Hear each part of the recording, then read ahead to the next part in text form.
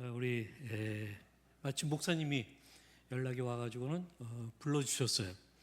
그래서 와, 희한한 마음이다, 그렇게 이제 생각하는데, 저한테는 그런 마음이 있었는데 여러분들은 별로 없었죠? 예. 그러나 오늘 같이 또 만나게 된 그런 그 이유가 있을 거라고 생각을 좀 합니다. 예, 제가 우리 아마 박호정 목사님께서 올해를 좀 어떻게 보면은 안식년 같은 해, 교회 자체가 그래서 그동안 아주 급진적으로 이 성장해오는 그것을 좀 이렇게 멈추고 같이 주 안에 거하고 또 쉬고 서로 돌아보고 또 기본적인 것을 좀 다지고 하는 그러한 차원의 해로 삼으신 것으로 알고 있고, 이제 그런 가운데 저한테 좀 특별하게 요청이 있어서 이 자리에 좀 오게 됐습니다. 네. 아이고 고생하시네. 이 내 컴퓨터가 좀 문제가 있어가지고 예. 그러면 제가 요 파워포인트 보면서 같이 나누도록 하겠는데요. 제가 늘 그렇듯이 이 내용이 좀 많아요. 근데 그래서 그런 걸 빨리빨리 좀 하면서 여기는 또 기도회이기 때문에 기도회에 맞는 그런 좀 메시지를 할까 해요. 그래서 여러분들에게 제가 이 PPT 자료는 혹시 도움이 되실 수 있기 때문에 우리 목사님에게 드려가지고 여러분들에게 공유될 수 있도록 그렇게 하고자 하니까 적지는 마세요. 그냥 마음속에 기억을 하시고 필요하시면 보시고 그럼 좋겠다, 그렇게 생각합니다. 네. 예. 뭔가 좀 어렵나요? 예. 저에게 특별히 부탁한 거는 이제 일과 영성인데 지금 몇 년 된 것 같아요. 우리 더크루 처치에서 리더분들, 우리 목사님, 장로님, 또 그다음에 여기 뭐 셀장이라고 그래야 되나, 마을장 뭐 이러신 분들 한 거의 70여 분이 거의 시간이 없어가지고 주일날 저녁 때 가장 피곤한 때 아니에요? 그리고 그 다음 날을 좀 준비해야 되는 이 월요병이 있을 수 있는데, 근데 이제 저희한테 피아 버킷이라고 하는 이 페이스 앤 워크, 그 일과 신앙의 어떤 그 통합적인 관점에서 좀 공부하는 그런 교재가 있는데, 그 교재를 가지고 좀 해달라고 이제 말씀을 하셔서 제가 이제 같이 우리 김윤희 총장님 또 황영신 목사님 등 여러분과 함께 그 시간을 섬겼었어요. 근데 제가 참 놀랐던 것은 주일날 이 저녁인데 어떻게 이렇게 거의 시간이 한 거의 2-3시간씩 했거든요. 예, 뭔가 좀 어려워요? 괜찮아요? 네. 그래서 그런 가운데 이제 그 피아 버킷이라고 하는 그런 것들을 좀 하게 됐는데, 여기서 버킷이라고 한다는 거는 이제 버킷리스트 해서, 여러분들의 버킷리스트는 뭐예요? 아직은 뭐 젊은 분들이 많아서 무슨 그건 죽을 때나 죽음 앞두고 갖는 그런 비전 아닌가? 그럴 수 있는데, 그러나 요즘에는 다 일반화돼서 그런 버킷리스트 같은 거가 다 있으리라고 생각을 해요. 버킷의 의미를 가지고 저희가 이제 피아 버킷 그렇게 이야기를 합니다. 이 교재는 일에 대해서 5과가 돼 있어요. 그리고 이제 돈에 대해서 6과, 그 다음에 이제 성공이라고 하는 주제를 가지고 7과, 그 다음에 윤리 6과, 또 관계 6과, 그 외에 이제 몇 가지 이 갈증해서 해가지고 또 한 2과 정도 있는데, 그것을 가지고 성경적인 관점에서 그 주제들을 다뤄주는 그것이 피아 버킷이에요. 그래서 지금 저는 이제 이 사역을 하면서 지금까지 선교사님들 또 많은 목사님들 한 1000여 명이 무려 20만 원씩 내면서 이 줌으로 한 나흘 동안 한 3시간 반씩 그 교육을 받고 이 교재를 사용하는 그런 일들이 한 1000여 명 그렇게 이제 일어났던 거예요. 그래서 지금 여기저기서 그 교재를 가지고 이 페이스 앤 웍 일과 어떤 그 신앙이 잘 통합된 그런 관점에 사람들이 나오고 그런 교회들이 나오도록 하는 게 이 사역의 본질인데 이제 잠깐만요. 그걸 나는 나대로 보면서 할 수 있을까요? 예. 노트북을 바꾸는 거예요? 그러면은 지금 바꿀 수 있어요? 지금? 네네. 아이고. 미안합니다. 여러 가지가.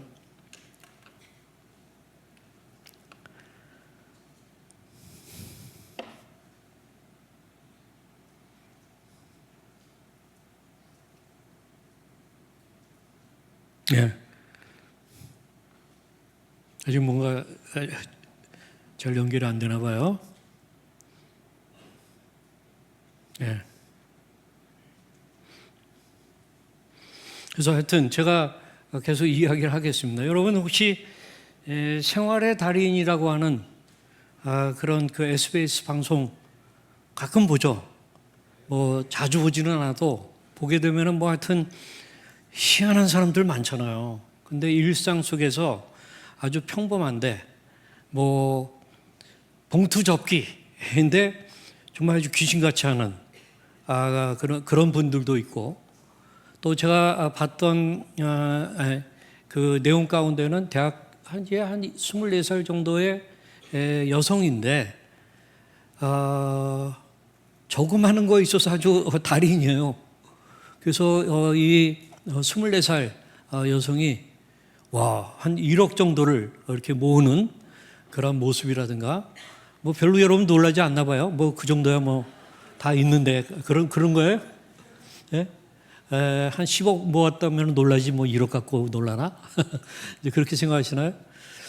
근데 어쨌든 그런 분들이 같이 이렇게 이제 방송에 나와서 이제 그걸 하는데 이 방송의 총괄 PD이신 분이 계세요. 이상호 PD라고 하는 분인데 이분은 상당히 좋은 크리스천입니다.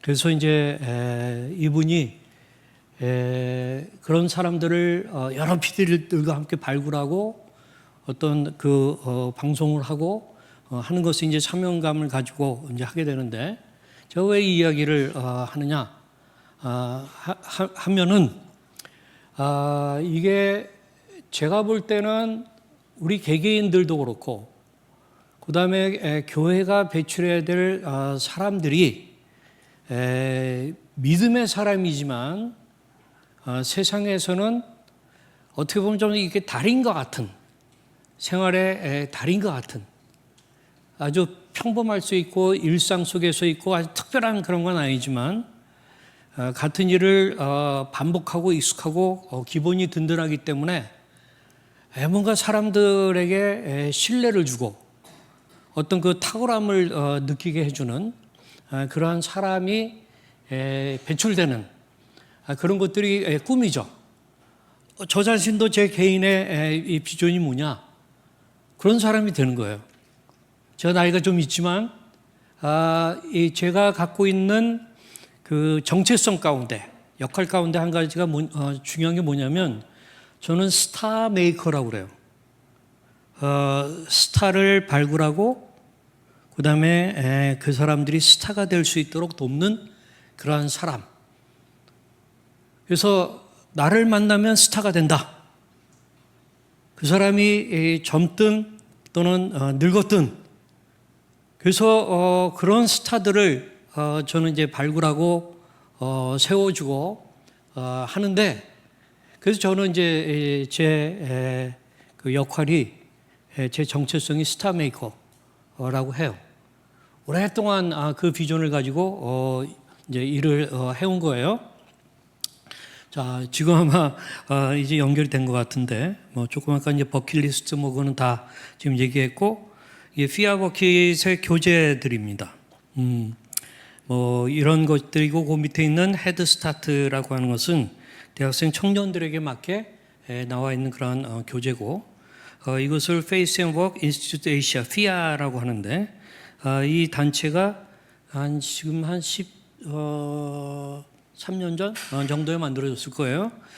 이거는 이제 그레이스 앤 멀시 재단이라고 아주 돈 많은 어떤 장로님이 큰 재단을 이제 만들면서 제가 거기 이제 창립이사로 쭉 지금까지 이제 운영이사로 있었는데 작년까지 한 12년 섬겼어요. 근데 이제 이 페이스 앤 워크과 관련된 것들을 좀 하고 싶다 해서 적합한 그 사람을 찾는 중에 이제 제가 알고 있는 우리 김윤희 교수님 혹시 누구신지 아세요? 횃불 트리니티의 이제 이 총장을 하셨고 이분은 이제 CCC 우리 고 김중건 목사님의 이제 따님인데 또 지금 남편이 CCC 대표인 박성민 목사님이시잖아요.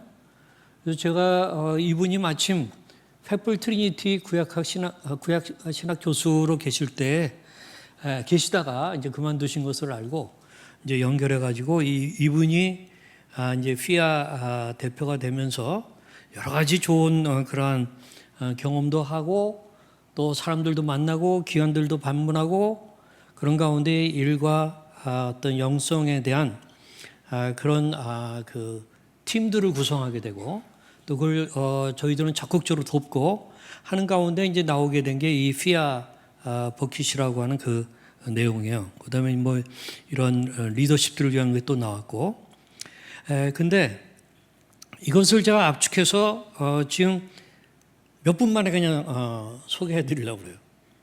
그리고는 여기에 가장 맞는 그러한 정신과 관련된 좀 흥미있는 이야기를 좀 여러분들에게 나누려고 그래요. 여기 일과에서는 일의 진정한 의미에서 모든 일은 하나님의 소명이다 하는 그러한 관점에서 하는데 제가 여러분들에게 이것을 다 일일이 소개하는 데는 시간이 너무 많이 걸리기 때문에 요즘에 그 제가 제미나이에 빠져 있어가지고 이 제미나이에다가 캡처해가지고 이 비블리컬 포인트를 넣으니까 요렇게 이제 내용이 나왔어요. 이렇게 여러분들이 요걸 보면은 썸머리 한 내용이 쫙 나오거든요. 그러니까 나중에 이 PPT 가져가시면 다 볼 수가 있어요. 이거는 뭐냐? 일의 시작과 목적, 우리는 왜 일하는가 하는 그러한 그 내용들이 여기 간략하게 나와 있습니다. 그다음에 3가 일은 왜 고달픈가?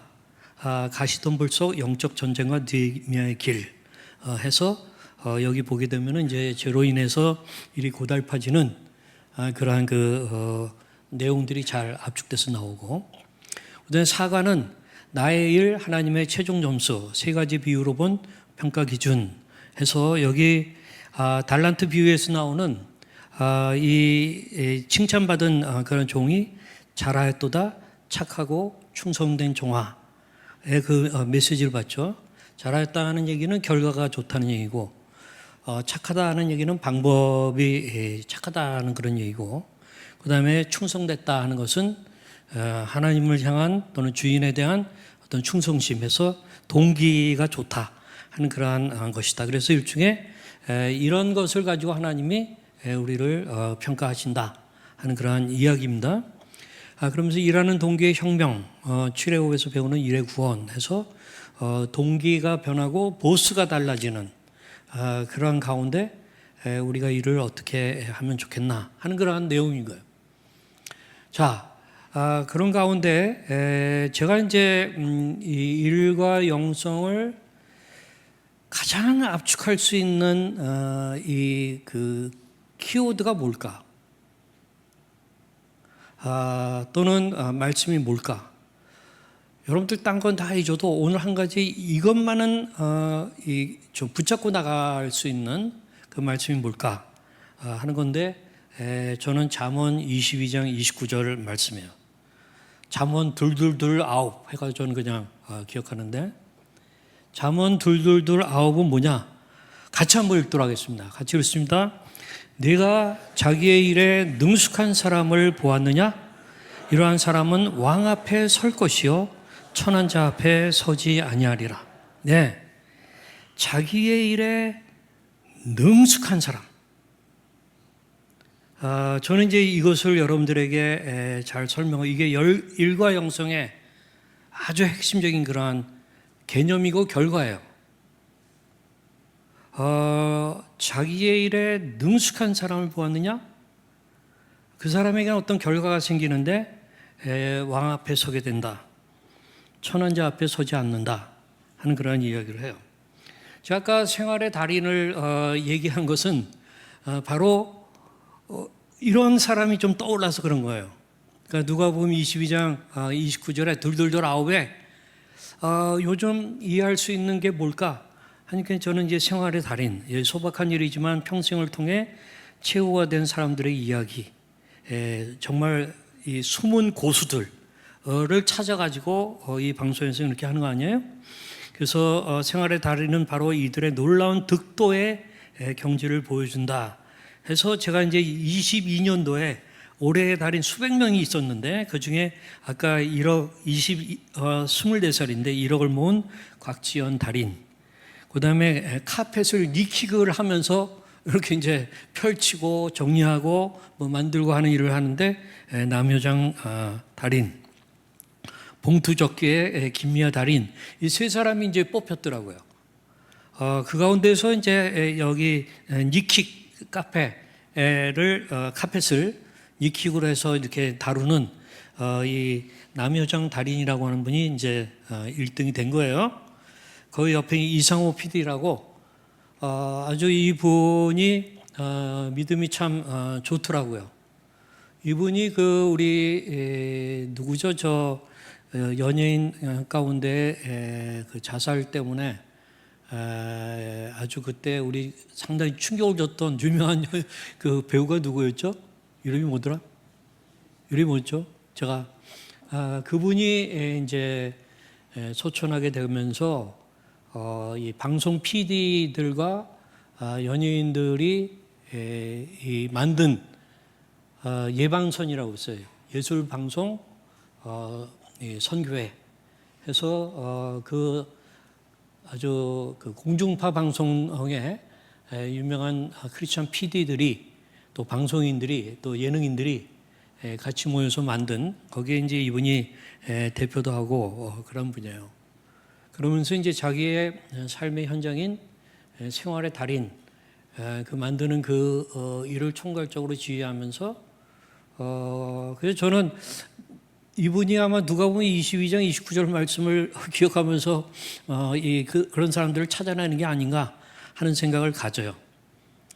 누가복음 잠언 22장 29절. 자, 잠언 22장 29절을 좀 여러 가지 번역판으로 같이 좀 보겠습니다. 네가 자기의 일에 능숙한 사람을 보았느냐? 이러한 사람은 왕 앞에 설 것이요 천한 자 앞에 서지 아니하리라. 개역 한글 옛날 성경에 보면은 좀 또 이렇게 나와 있어. 좋더라고요. 네가 자기 사업에 근실한 사람을 보았느냐? 이러한 사람은 왕 앞에 설 것이요 천한 자 앞에 서지 아니하리라.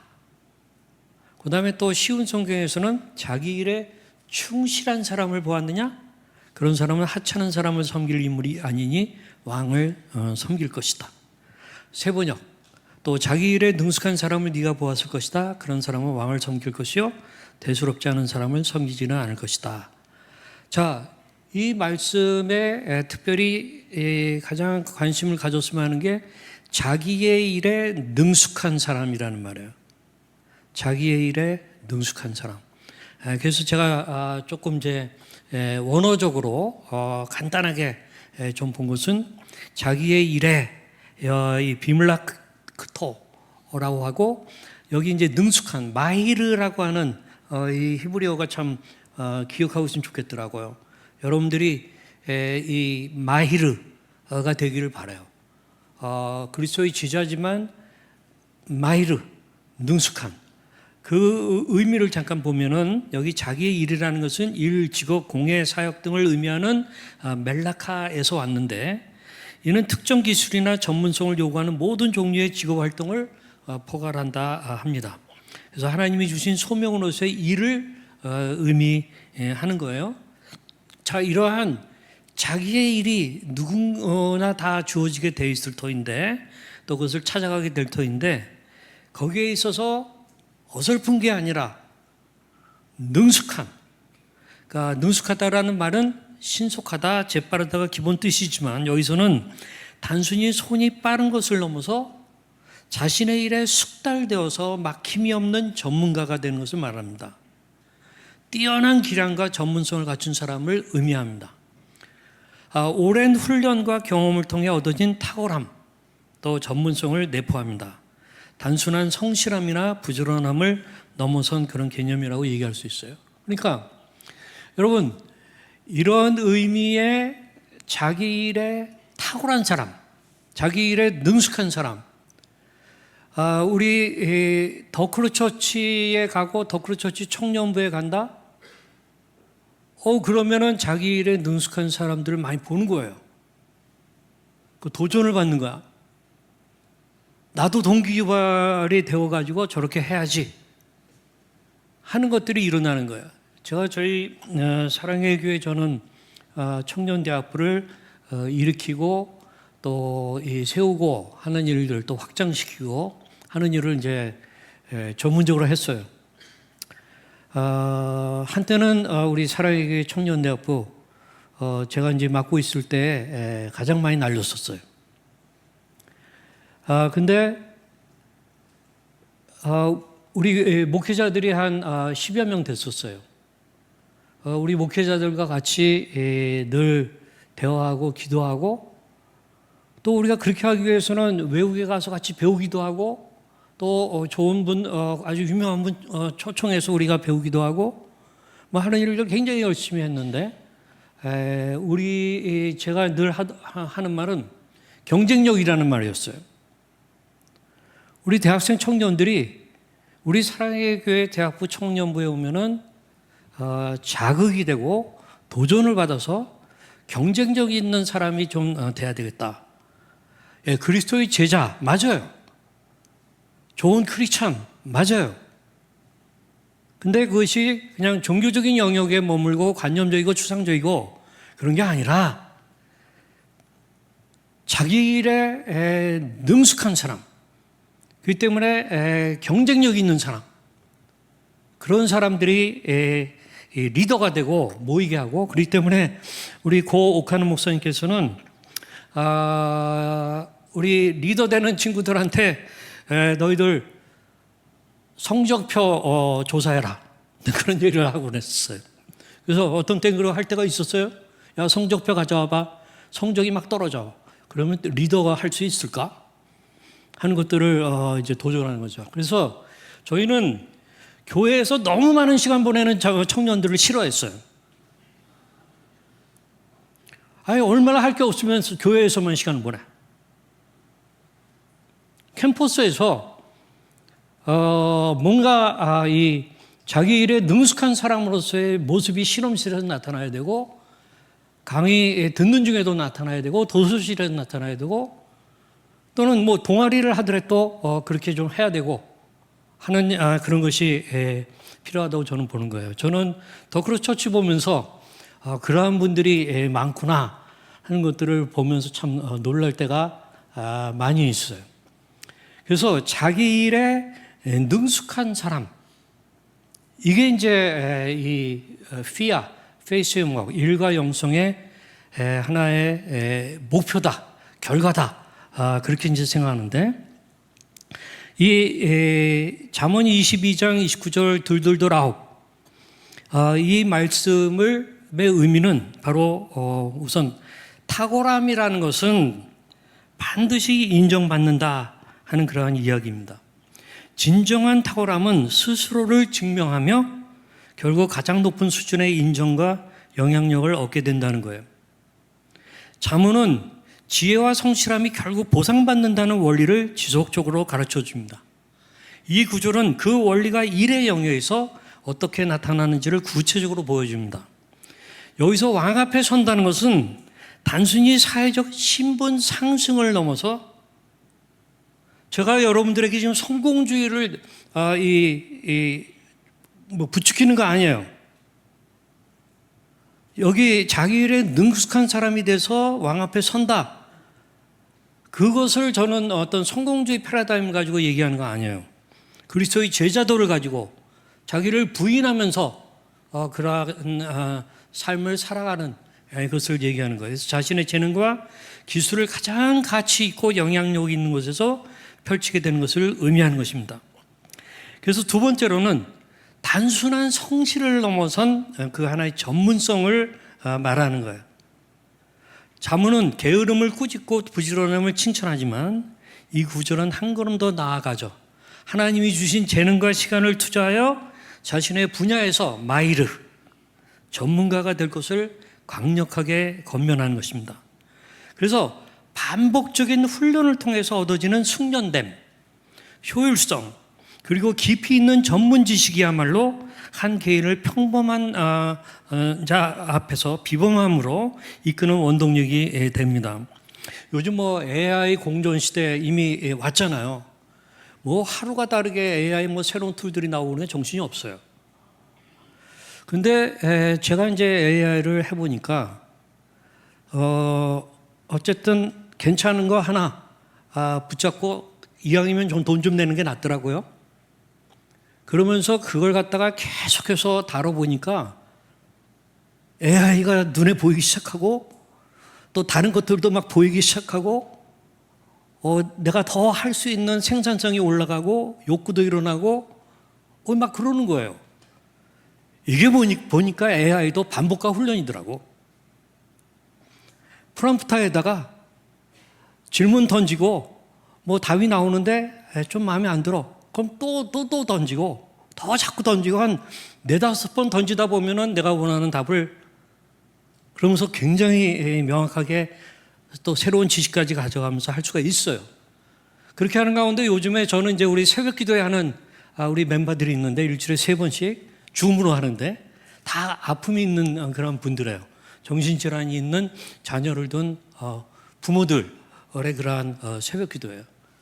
그래서 이제 같이 기도 제목을 가지고 나누다 보면은 어떤 그 자녀의 문제 같은 게 나오는데 우리 같이 대화하는 가운데 이제 제가 AI Assisted Group Therapy 타임을 가져요. 그러니까 그냥 프롬프터에다가 AI 이렇게 프롬프터 쳐서 그 문제를 가지고 같이 하다 보니까 놀라 자빠질 만한 답변들이 나오는 거예요. 그러면서 그걸 가지고 같이 읽으면서 같이 대화하고 그러면서 또 같이 기도하고 이제 그런 일들을 하고 그러는데 제가 그거 딴 거 아니고 AI 특별하게 배운 거 없어요. 그냥 반복적인 그런 일을 하다 보니까 그렇게 이제 효율성이 일어난다. 그래서 단순한 성실을 넘어선 전문성 갖는 그런 거예요. 그래서 오늘날 크리스찬들이 자신의 직업에서 아마추어리즘을 넘어서 프로페셔널리즘을 추구해야 할 성경적 근거를 제시한다 하는 그러한 의미고, 또 하나는 일의 신학적 의미를 일의 신학. 그러니까 우리가 어떻게 구원받는가, 우리의 영혼이 어떻게 성장하는가, 교회가 무엇인가, 이거 다 중요한 신학적 가르침이 있어야 되지만 우리의 일상 속에서 하는 일들과 관련해서 그것이 이 신학이 끼치는 영향이 굉장히 큰 거예요. 제가 이제 조금 이따 그것을 더 실제적으로 얘기하도록 하겠어요. 그래서 이 구절은 세속적인 성공 비결을 넘어서 깊은 신학적 의미를 담고 있다. 우선 청지기 직분, 하나님이 주신 재능을 갈고 닦아 마이르의 경지에 이르는 것은 하나님이 맡기신 것에 대한 충성스러운 청지기의 태도입니다. 그리고 이제 문화명령의 성취, 이 부분도 제가 조금 이따 또 얘기했어요. 자신의 일을 통해 세상 속에서 탁월함을 발휘하는 것은 하나님의 창조 세계를 다스리고 발전시키라는 문화명령을 성취하는 하나의 방식이라는 것입니다. 또 하나님께 드리는 영광, 크리스천 전문가가 자신의 분야에서 최고 수준의 기량을 발휘할 때 그것은 개인의 영광을 넘어 그에게 재능을 주신 하나님께 영광을 돌리는 행위가 되는 것이죠. 자, 이런 누가복음 22장 29절을 적용한다면 이런 의미가 될 거예요. 첫째, 자신이 하고 있는 일이 무엇이든 그저 시간을 보내거나 생계를 유지하는 수단으로만 여기지 않는다는 거예요. 두 번째, 대신 그 분야의 마이르가 되어, 그러니까 장인이 되는 거예요. 아주 능숙하게 되는 거예요. 끊임없이 배우고 훈련한다고 하는 얘기예요. 그렇게 자신의 일에 탁월함을 보일 때 하나님께서는 당신을 더 넓고 영향력 있는 자리, 즉 왕 앞으로 세우셔서 당신의 재능을 통해 세상을 섬기게 하실 것이라는 거예요. 그리고 궁극적으로는 우리의 왕은 세상의 군주가 아니잖아요. 만왕의 왕이시잖아요. 세상의 군주 앞에는 우리가 갖고 있는 어떤 경쟁력이 그를 불편케 하기 때문에 또 그의 어떤 양심을 건드리기 때문에 그 세상의 왕 앞에 서지 못할 수가 있어요. 그 영광스러운 거죠. 그러나 만왕의 왕 되신 하나님이 앞에 우리가 서게 된다 하는 것을 여기서 얘기하는 거죠. 우리가 세상의 일터에서 말로 살아가는 것은 장차 그분 앞에 서게 될 날을 준비하여 이 땅에서 그분의 대사로 살아가는 거룩한 과정이라는 거예요. 그래서 제가 이제 잠언 22장 29절, 잠언 둘둘둘9 2229 여러분들에게 외우기 쉽도록 하기 위해서 제가 이렇게 여러 번 강조하는데, 그래서 이것을 성경의 흐름에 따라서 약간의 그 역사적 하나의 좀 스케치를 해보려고 그래요.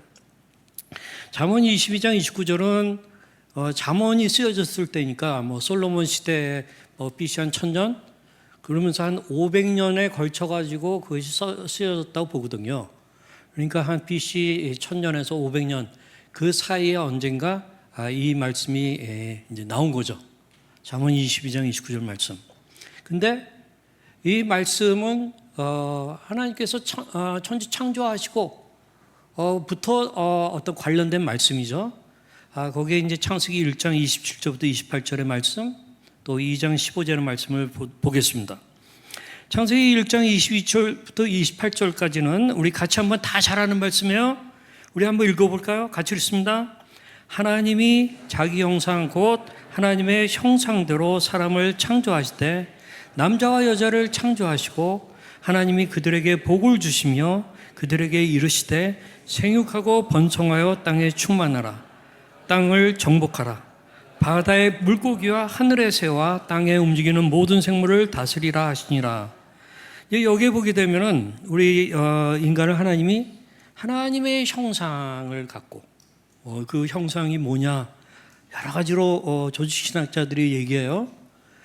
뭐 지정의로 얘기할 수도 있고 또는 뭐 하나님의 형상을 성삼위 하나님의 one and many 한 분이지만 세 분이셔. 어떤 복수성 하나님은 한 분이지만 그래서 어떤 우리의 어떤 커뮤니티의 어떤 그런 사회성을 얘기하기도 하고 또는 여기 뭐 다스리라 하는 면에서 어떤 가버넌스 어떤 지배 구조와 관련 통치 그 개념으로 얘기할 수도 있고 여러 가지가 있는데 어쨌든 하나님의 형상대로 사람을 창조하셨다는 거 아니에요. 그래서 자기 일에 능숙한 사람이라고 한다면 자기가 하나님의 형상을 갖고 그것을 반영하면서 살아가는 그런 사람일 거예요. 그러면서 여기 땅을 정복하라. 문화명령을 얘기하는 거죠. 자, 우리가 자연 세계를 정복하려면 그 자연을 잘 알아야 돼요. 리서치를 해야 돼요. 그래야 그것을 다스릴 수 있는 그런 하나의 권리가 생기는 거예요. 일종의 지적 소유권 같은 것이 있어야 되는 거죠. 이런 면에서 이 잠언 22장 28절의 말씀에 근거가 되는 그런 말씀을 창세기에서 볼 수 있어요. 그런가 하면 창세기 2장 15절에 보면은 에덴 동산에서의 첫 직업이 뭡니까? 아담과 하와에게 여호와 하나님이 그 사람을 이끌어 에덴 동산에 두고 그것을 경작하며 지키게 하시고 해서 가드너로, 에덴 동산의 가드너로 하나님이 직업을 주신 거예요. 그래서 그것을 잘 해서 자기 일에 능숙하게 해야 되는데 이들이 좀 문제가 생겼죠. 그 이유는 뭡니까? 죄라는 것 때문에 그런 것이죠. 창세기 3장 5절에 뱀이 와서 너희가 그것을 먹는 날에는 너희 눈이 밝아져 하나님과 같이 되어, 여기 하나님과 같이 되어 라는 거에 뿅 갔어요. 자기의 일에 능숙한 사람이 되어야 되는데, 그 자기의 어떤 소명에 능숙한 사람이 되어야 되는데, 이 뱀의 유혹에 좀 넘어가는 그런 조짐이 이미 보인 것이죠. 그렇게 돼서 우리가 알고 있는 것처럼 타락하게 됐어요. 그렇게 되니까 창세기 3장 17절부터 19절에는 어떤 얘기가 나옵니까? 같이 한번 읽겠습니다. 같이 읽습니다. 아담에게 이르시되 땅은 너로 말미암아 저주를 받고 너는 내 평생에 수고하여야 그 소산을 먹으리라. 땅이 내게 가시덤불과 엉거운 키를 낼 것이라. 내가 흙으로 돌아갈 때까지 얼굴을 땀에 흘려야 먹으리니. 해서 우리가 알고 있는 아주 굉장히 고통스러운 노동이 생기게 된 거예요. 여러분, 일이라는 것이 창세기 3장에서 출발합니까? 이 여러분들은 저주스러운 노동과 관련된 것을 지금 보고 있어요. 아니면 죄가 들어오기 그 전에 우선은 하나님이 일하시는 분이셨어요. 그렇죠?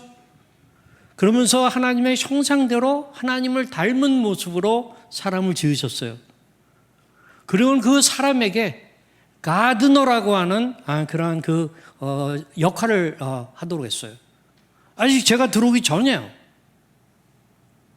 그러니까 일이라고 하는 것은 고통스러운 그것은 그 나중에 죄 때문에 생기는 문제고, 일이라고 하는 것은 하나님을 닮아서 하는 것이고 하나님의 형상을 갖고 하는 것이고, 그 다음에 하나님이 우리에게 주신 소명을 실천하는 거예요. 그렇기 때문에 가장 나다운 것, 그게 일이에요. 그래서 저는 그런 얘기를 많이 우리 젊은이들하고 얘기하면서 나다움을 찾는 거, 나다움. 내가 하나님의 형상대로 지음을 받았으면 하나님의 형상, 그걸 알고 내가 하나님의 형상을 발견하고 또 회복이 되고, 또 하나님 주신 나에게 어떤 가드너 또는 어떤 다른 뮤지션, 그런 어떤 소명을 주셨다고 한다면 그런 것들을 발견하고 붙잡고 그 나다움을 회복하는 것, 그러면 어떤 일이 생겨요? 나의 넥스트가 생기는 거예요. 우리 대학생 청년들이 이 부분을 잘 알아야 돼요. 진로 중요해요. 그렇지만 먼저 소명을 가지고 발견하고 자기 다음이 뭔가 하는 것들을 아는 게 중요해요. 그렇기 때문에 저는 내일과 내일 그런 얘기를 해요. 무슨 내일, my job, 내일. 그리고 내일, my tomorrow. 내일과 내일은 이렇게 연결되는 거예요. 그래서 여러분들이 먼저 죄가 들어오기 전에 우리에게 일이 주어졌다 하는 사실을 잘 아는 것이 굉장히 중요해요. 그러나 죄 때문에 일이 더욱더 고통스러워진 그것이죠. 그러면서 이제 가인과 아벨의 어떤 일이 상호 번영을 위해서, 상호 블레싱을 위해서 쓰이질 않고 오히려 죽이고 경쟁 때문에 시샘을 하게 되고 하는 쪽으로 작용하게 되었다는 그런 얘기죠. 어떻게 보면 잠언 22장 29절에 그것이 그 본뜻이 변질되는 그런 일들이 죄 때문에 일어나는 걸 볼 수가 있어요. 그렇게 하다가 이제 잠언 22장 29절 말씀이 이제 나온 게 아까 BC 한 1000년에서 500년 사이라고 볼 수 있고, 또 역사는 흘러가 가지고 예수 그리스도가 오시고 신약적인 교회가 세워지고 그랬어요. 그래서 신약 시대 때에 바로 이 잠언 22장 29절의 말씀들이 회복됩니다. 그것을 잠깐 좀 보시도록 하겠는데, 우선 일의 동기가 달라지는 거예요. 골로새 3장 23절 24절에 무슨 일을 하든지 마음을 다하여 주께 하듯 하고 사람에게 하듯 하지 말라. 이는 기업의 상을 주께 받을 줄 아나니 너희는 주 그리스도를 섬기느니라. 해서 일의 동기가 달라지고 뿐만 아니라 일의 과정, 그 프로세스가 달라지고 뭘 통해서 성령의 열매를 맺어서 성령을 의지해서 그러면 성령의 열매가 맺히는데, 그래서 오직 성령의 열매는 사랑과 일학과 화평과 오래 참음과 자비와 양선과 충성과 온유와 절제니, 이러한 것들이 일하는 과정에 나타나는, 그래서 이런 열매를 맺는 그런 것을 얘기하는 거고, 그렇게 하다 보면 일의 결과가 어떻게 되느냐. 에베소서 4장 12절 16절에 이는 성도를 온전하게 하여 봉사일을 하게 하며 그리스도의 몸을 세우려 합니다. 네, 우리가 잘 구비되어서 세상에서 능숙한 그런 사람으로서 일을 하게 되면은 사람들이 영향을 받아요. 그리고 우리 안에 있는 예수 그리스도를 발견하게 돼요. 소망을 보게 돼요. 그래서 믿고 싶어요. 나도 너희 교회 좀 가면 안 될까? 그래서 왜 그럴 것 같아요? 경쟁력 있는 사람을 본 거예요. 나도 뭔가 저렇게 경쟁력 있는 사람이 되고 싶어. 근데 쟤네 교회가 뭔가 좀 달라. 그런 것들을 느끼게 되니까 전도가 일어나는 거예요. 알고 보니까 예수 그리스도를 믿어야 되는 거야. 그리고 그리스도의 제자가 되어야 되니까 구비되고 훈련이 돼. 그래서 이 사람이 다시 세상에 나가가지고 그런 임팩트와 인플루언스가 되는 거예요. 그렇게 되면은 또 믿는 사람이 막 나타나. 그리스도의 몸이 세워지는 거예요. 그리스도의 몸이 세워지면 그리스도의 이 몸은 이 세상과 지역사회와 역사 속에서 만물을 충만케 하는 그 교회의 그 본질적인 사명을 감당하는 일들이 일어나는 것이죠. 바로 이 일이 일어난다는 거예요. 이게 일의 결과가 이렇게 달라지는 거예요. 그러면서 이제 이 신약 시대에 쭉 내려왔는데, 이 교회가 나중에는 권력을 갖게 되고 세상에서 오히려 이 인정받게 되고 이러면서 변질되기 시작했죠. 그러면서 이제 소위 말하는 중세 시대에 이르렀을 때에는 성경적으로 이혼론이 아니었는데, 성과 속의 이혼론이 아니었는데 성과 속의 이혼론으로 바뀌어버렸어요. 그것을 이제 보게 되면, 그 전에 이제 우리가 무슨 일을 하든지 마음을 다해 주께 하듯 하고 사람에게 하지 말라 하는 게 이제 그 신약의 일과 관련된 하나의 최종 결론이라고 얘기할 수 있는데, 이런 것들이 다 변질되고 나중에는 점점 가면서 중세시대에 이르러가지고는 일과 무슨 일이든지 그랬는데, 무슨 일을 하든지 그랬는데, 농부로서 또는 젖을 짜는 사람으로서 또는 어떤 이 설거지를 하든 청소를 하든 무슨 일을 하든지 마음을 다하여 주께 하고 사람에게 하지 말라 하는 것인데, 이것이 변질되어 가지고 성속 이혼론에 빠지게 된 거예요. 이 부분 잘 아셔야 돼요. 왜냐하면 이것이 오늘날 우리 한국교회의 성도들에게 그대로 있어요. 이 성속 이혼론에 많은 사람들이 빠져 있어요. 저는 교회에 나와서 기도하고 24시간 기도의 집에서 머무르면서 정말 하나님을 예배하고 그런 시간 너무 귀하다고 생각해요. 거기서 기도하는 가운데 영감을 받고, 제가 또 알고 있는 우리 여기 교수님은 그 기도의 집에서 놀라운 논문의 영감을 받아가지고 노트북으로 막 또 치고 또 그리고 또 작업하고, 그다음에 또 아침에 와가지고 막 그러고 그런 분이 계시더라고 보니까. 와, 놀라운 것 같아요. 그러나 그런 것이 아니면서 너무 시간을 많이 보내는 건 아니죠. 그래서 여기 그 성속 이혼론은 뭐냐? 거룩한 영역과 세속적인 영역을 딱 분리해가지고, 거룩한 영역이, 소위 말하는 거룩한 영역이 세속적인 영역보다 더 가치 있고 우월하다고 여기는 그런 관점이에요. 여기 구분을 보면은 거룩한 영역과 저거가 우선 사람으로 치면은 목사, 선교사, 신부, 수녀 등 이 성직자라고 말하는 사람들이 더 우월하다라고 보는 거예요. 물론 존경은 해야 되지만 더 우월하다 그렇게 볼 수는 없잖아요.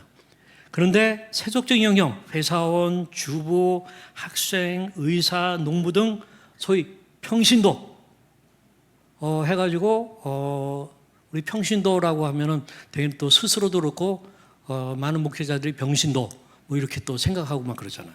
이거 굉장히 잘못된 사탄적인 그런 생각이고 가르치면 장소가 그러다 보니까 성속으로 너무 나누는 경우에 교회에서 보이는 거 성당, 기도원, 선교지. 사실 교회의 본질적인 의미는 뭡니까? 이 예배당이 교회입니까? 아니에요. 이건 건물이에요. 교회는 뭡니까? 예수 그리스도를 믿어서 하나님의 성령으로 거듭난 사람이에요. 내주하시는 성령을 모신 성전이 된 사람이에요. 그러니까 우리는 어디 가든지 성전인 것이고 우리는 교회예요. 문제는 흩어진 교회냐 모이는 교회냐의 차이는 있겠죠. 근데 이런 예배당이라든가 건물을 성당 또 뭐 기도원, 선교지 여기를 더 우월하다 여기는 관점. 그런가 하면 회사, 학교, 가정, 시장, 병원, 공장 그것은 이제 마지못해서 그냥 헌금 내야 되니까 일하는 곳 뭐 이렇게 생각한단 말이에요. 활동, 거룩한 영역, 예배, 기도, 성경 공부, 찬양, 전도, 세속적인 영역, 업무하는 거, 공부하는 거, 식사하는 거, 운동하는 거, 정치, 예술, 여가 보내는 거 이런 것들이 세속적인 거고 이것은 거룩한 것에 비하면 하찮은 거다. 그렇게 이제 생각하는 거죠. 그래서 또 시간으로 치면은 주일날과 소위 일요일, 그러나 세속적인 영역은 주중과 월요일부터 토요일. 자, 이런 식으로 성속 이원론이 너무 깊은 거예요. 그러다 보니까 자기 일에 능숙한 사람이 될 수가 없어요. 저는 교회 생활을 열심히 하는 가운데 가정이 파괴되는 경우들 많이 봐요. 우리 여성도님들 가운데 교회가 너무 재밌거든. 교회에서 너무 많은 시간을 보내. 그러면서 집안일을 등한히 해. 그러면서 이제 남편이 뭐라는 것을 내가 그리스도인으로서 핍박받는 것으로 또 생각해. 그거 아니죠. 일종의 성속 이혼론 때문에 자기의 일에 능숙한 사람이 못 되는 거야. 자기의 일에 능숙한 사람은 못 되고 교회 일에는 능숙한 사람인데 그러면은 조금 문제가 되는 거죠. 그러면 생활 전도가 안 일어나죠. 그런 점에서 성속 이혼론은 깨야 됩니다. 이건 굉장히 잘못된 그런 거거든요. 그래서 신약 시대에서는 제대로 왔다가 중세 시대로 가면서 그런 것들이 이제 생겼기 때문에 이 이른바 종교 개혁 시대가 된 거예요. 저는 마틴 루터나 칼뱅이나의 여러 가지 훌륭한 기여가 많지만 아주 중요한 기여가 바로 소명에 대한 거예요. 모든 것이 소명의 관점에서 본 거예요. 일에 대한 신학이 달라진 거예요. 그렇기 때문에 지금 일의 신학의 시대로 오늘날 오게 됐는데 그래도 우리 더크로 처치는 일의 신학의 어떤 시대 속에 살아가는 그런 교회라고 저는 생각해요. 그래서 여기 가장 중요한 건 페이스와 워크예요. 이것이 별거 이혼되는 게 아니라 일과 신앙과 일이 하나가 되는, 통합되는 거예요. 통합적인 관점. 그리고 우리의 교회까지도 이런 점에서 교회가 뭐냐? 이런 페이스 앤 워크를 갖다가 일으켜주는 거예요. 페이스만도 아니에요. 또 워크만도 아니에요. 페이스 앤 워크예요. 이것이 잘 일어나도록 하는 그런 것들이에요. 제가 이제 여기 참 보게 되면은 정말 감사한 그 경험을 제가 하게 됐는데 한 7, 8년 된 것 같아요. 프랑스 그 남부 프로방스 쪽에 아를이라고 그래가지고 아를 그러면 이제 고흐의 여러 가지 작품이 나온 그런 곳으로 이제 많이 유명한데 저는 고흐 때문에 사실 간 건 아니었고 거기에 이제 미션 디모데라고 하는 곳을 방문하기 위해서 갔다가 거기가 위그노들의 위그노는 이 프랑스의 개신교도들입니다. 특히 종교개혁 시대에 나오게 된 그런 사람들인데 이 사람들이 그 천주교가 아주 깊었던 그 시대에 성경을 보고 또 목회자의 설교를 듣고 예배를 드리고 신부의 어떤 그런 걸 떠나가지고 하는 것이 일종의 죽을 짓이었어요. 그렇기 때문에 여기 위그노들은 산골짜기로 피해가지고 거기서 신앙생활을 했던 거예요. 그럴 때 캐톨릭의 군사들이 와가지고 아주 처참하게 죽이고, 그러다 막 숨고, 뭐 그러던 그 성도들을 위그노라고 그렇게 얘기해요. 뭐 이런 식으로 아주 처참하게 이 당하는, 고문당하는 그런 기구들. 그런가 하면은 여성들은 아주 깊은 어떤 굴속 같은 데 들어가가지고 몇 개월이고 몇 년이고 숨어서 지내야 되는, 또는 남편도 잃고 가족도 잃고, 그런 가운데 그들이 함께 모여서 정말 기도하고 기다리고, 그렇지만 또 캐톨릭의 군사들이 사라지게 되었을 때는 여기저기서 기어나와가지고 같이 예배를 드리는 그러한 이 성도들이었어요. 그래서 이들 가운데는 성경이 중요했고, 신부로 썼던 그런 의미 없는 미사를 그냥 막 반복해서 드리는 그런 것이 아니라 성경 말씀을 연구하고 그것을 파헤쳐가지고 성경을 선포하는 설교자의 역할이 굉장히 중요했어요. 여기 설교할 때 예배 드리는데 저 끝에 가게 되면은 저기 이렇게 사람들이 있잖아요. 그 뭐냐면 지켜보는 거예요. 누가 캐톨릭 또 병사들이 올까봐. 그런 가운데 이제 예배를 숨막히는 가운데 드리는데, 그렇기 때문에 여기의 강대상은 이런 식으로 늘 움직이게 할 수 있는 그런 강대상이었어요. 뭐 접기도 하고 뭐 하면서 하는 그런 곳에서 이 개신교 크리스찬들의 좋은 커뮤니티가 있는데, 그게 이제 미션 디모데라고 그래요. 이제 제가 이제 거기를 방문해서, 이거는 제가 쓴 책은 아니고 그때 방문했던 우리 방성기 목사님 등이 같이 이제 쓴 거고, 저는 그 밑에 보면은 추천사에서 제 이름이 보일까 말까 합니다. 제가 약간 생색을 내면. 그래서 이제 그랬는데, 제가 이 위그노 박물관을 참 놀라운 것은, 위그노들이 이제 핍박을 피해가지고 여기 이 배를 탄 그 모형인데, 배를 타고 그 위그노들이 간 곳이 스위스 또는 독일, 그리고 영국 또는 네덜란드 또는 사우스 아프리카 또는 이 미국, 이런 데로 간 거예요. 근데 그 위그노들이 간 곳에서 일어나는 놀라운 변화들이 있었어요. 사실은 우리는 영국의 뭐 산업혁명 등 이런 식으로 알고, 또 스위스의 무슨 어떤 시계와 같은 정밀한 산업들 그렇게 알고 있지만, 사실 그게 위그노들이 들어가서 일으킨 거예요. 그래서 제가 각 나라에서의 위그노들이 어떤 것을 했는지에 대한 거기에 대한 관심들이 많이 생겼어요. 그러면서 이제 제가 여러분들에게 좀 나누려고 하는 게 뭐냐면, 이 위그노는 철저한 신앙교육 시스템과 독특한 직업소명 의식을 갖고 있었던 거예요. 그러니까 중세시대에 성속 이혼론을 깨고, 루터와 칼뱅이 말하는 것처럼 젖자는 농부도 주의 일이다라는 거예요. 농사 짓는 게 주의 일이다라는 거예요. 그건 세속적이고 하찮은 그런 것이 아니라 설거지하는 게 주의 일이다라는 거예요. 가정주부로서의 그런 일이 주의 일이다라는 거예요. 교회 가서 예배할 때만 주의 일이 아니라 삶 속에서 드려지는 그런 일상의 그것이 주의 일이다 하는 그러한 개념이에요. 그래서 근데 이것을 철저한 신앙교육 시스템이 있었고, 그러면서 이 독특한 직업 소명의식이 있었던 거예요. 그래서 신앙을 전수하고, 그 다음에 어떤 부를 형성하는, 그러니까 투철한 직업 소명의식을 가지고 하게 되니까 이들 가운데 어떤 부가 생기는 거예요. 그런 가운데 그 부를 신뢰를 기초로 해가지고 자본을 형성하는 거예요. 이게 소위 이 종교개혁이 일어난 곳에서마다 이런 일들이 일어나는 거예요. 그래서 직업이 곧 소명이고, 또 아주 근면과 성실, 최고를 추구하고, 그러니까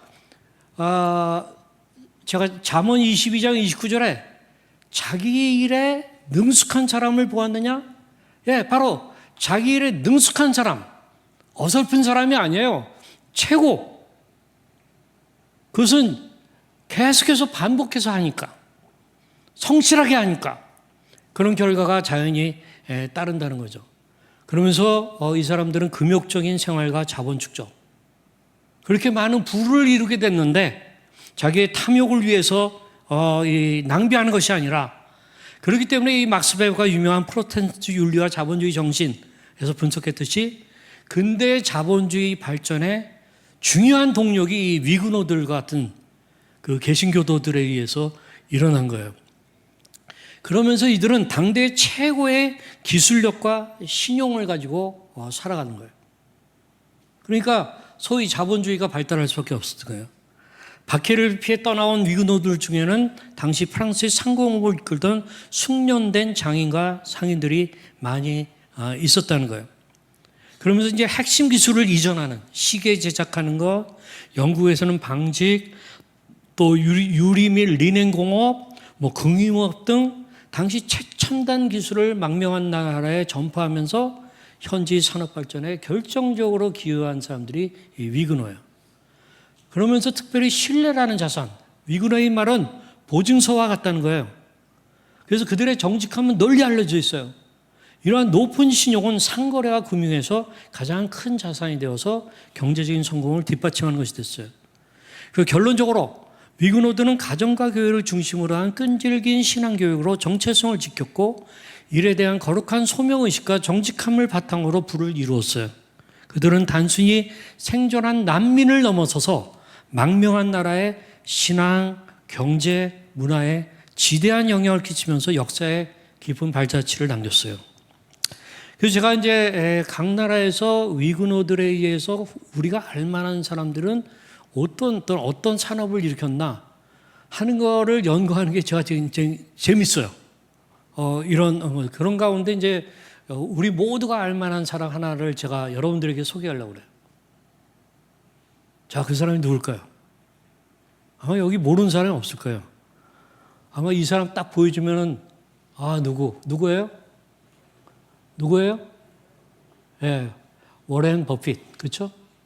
이 사람은 어떤 사람이에요? 세계 부자 순위 5위권에 늘 들어가죠. 한때는 1위도 했었고 5위권에 들어가요. 도대체 돈이 얼마길래? 재산이 206조에서 219조 정도 되는데, 여러분들은 그게 무슨 숫자인지를 몰라서 그냥 가만히들 계십니다. 아마 1조 그러면은 1조도 많지. 1000억 그러면은 좀 와닿나요? 한 10억만 돼도 와닿죠. 그렇죠? 10억 그러면 어디에 뭘 살 수 있겠구나. 20억. 그런가요? 근데 그게 아니라 206조에서 219조. 이 사람이 지금까지 이제 기부한 그런 액수가 보니까 약 81조. 그래서 제가, 이 워렌 버핏이 위그노의 후예예요. 바로 그의 아버지, 조상들이 프랑스에서 신앙 때문에 핍박을 받고, 그러면서 이제 미국 땅에 와서 개척하면서 살아오면서 산업을 일으킨 그 후예예요. 그렇기 때문에 이 워렌 버핏을 보면은 바로 그 위그노의 그 정신들이 그대로 몸에 배어 있고, 그것이 이 사람의 그 하나의 삶의 원리이자 방식이었어요.